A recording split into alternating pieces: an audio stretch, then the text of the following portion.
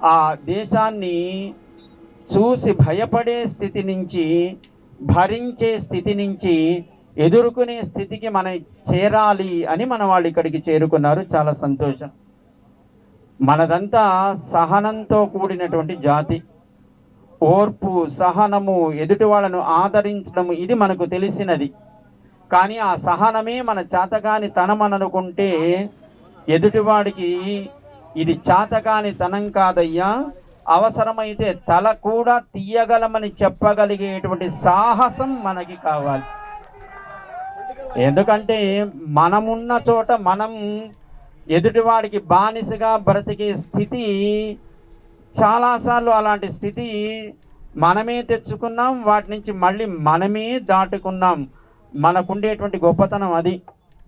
సుమారు 800 సంవత్సరాలు పరాయి పాలనలో, ఆ తర్వాత మరొక 200